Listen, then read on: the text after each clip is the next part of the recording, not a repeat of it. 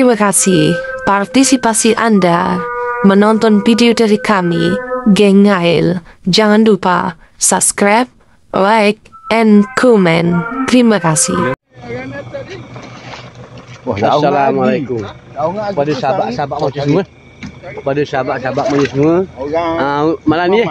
Malam ni hari Rabu, malam kami. Mustang lagi. Hari Rabu malam kami ya. Hari Rabu malam kami.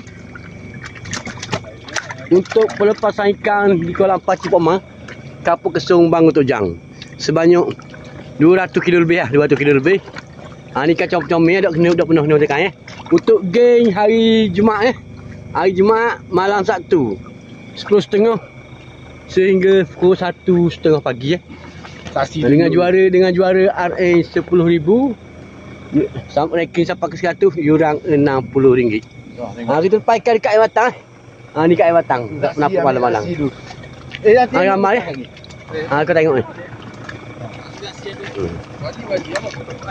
Beli buka. Ikan 200 kilo lebih. Pakai mari belakang. Ni kita akhir sebelum raya. Kita akhir sebelum raya.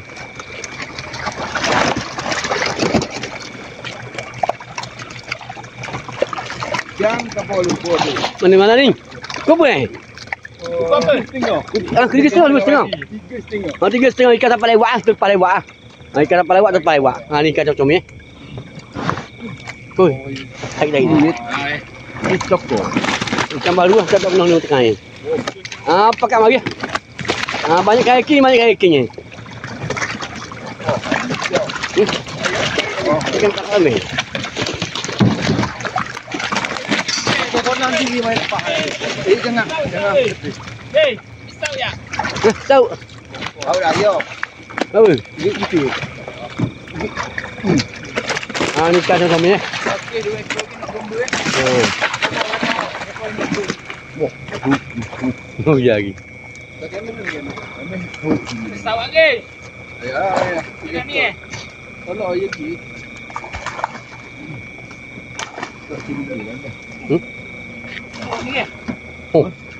So ekor tu. Berapa kilo ekor tu? Ni. Songak. Lebih alpal pagi lah biar masuk dalam kolam. Kalau tak larat tu mampu nanya dia. Nak ini.